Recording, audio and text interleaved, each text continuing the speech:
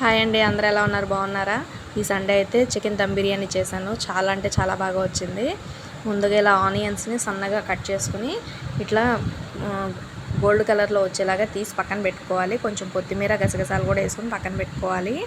రైస్ను ఒక గంట సేపు నానబెట్టుకుని ఇట్లా ఎసట్లో బియ్యాన్ని కూడా ఉడకబెట్టుకుని పక్కన పెట్టుకోవాలి. బిర్యానీ స్పైసెస్ అన్నీ వేసుకుని ఇలా ఒక 60% ఉడికేలాగా రైస్ ఉడికి పక్కన పెట్టుకోవాలి.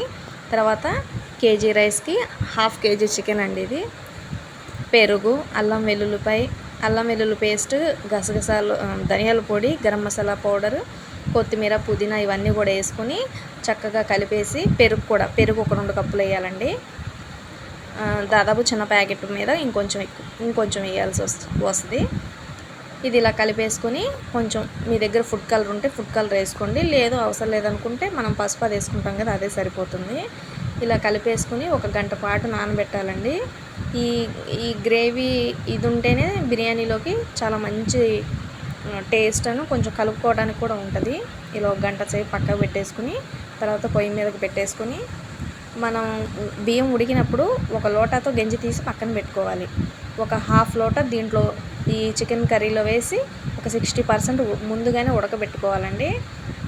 ఉడకబెట్టేసుకొని మిగతా లోటా బియ్యం వేసిన తర్వాత పొయ్యాలి. నేను తర్వాత చూపిస్తాను. ఇలా చేసుకోండి, పర్ఫెక్ట్గా బాగుంటుంది బిర్యానీ. ఇంట్లో చిన్న ఫ్యామిలీకి ఇలా చిన్నగా చేసుకుంటే చాలా బాగుంటుంది. బయట మనం వందలు తగలబోసే కన్నా కొంచెం ఓపిక చేసుకొని చేయండి.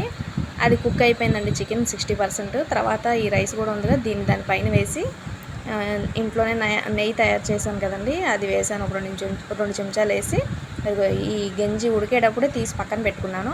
ఒక హాఫ్ లోటా చికెన్లో వేసాను, ఒక హాఫ్ లోటా ఏమో ఈ రైస్లో వేసేసాను.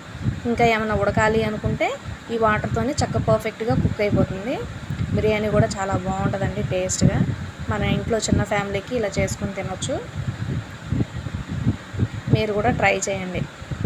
పైన గాలి వెళ్ళకుండా ఇది పైన గట్టిగా మూత పెట్టేసి బరువైన వస్తువు ఏదైనా పెట్టుకోవాలి. బరువైన వస్తువు పెట్టడం వల్లనంటే లోపల ఆవిరి బయటికి రాకుండా ఉంటుంది. ఒక 15 మినిట్స్ ఉంటే చాలండి, పర్ఫెక్ట్ అయిన బిర్యానీ కుక్ అయిపోతుంది.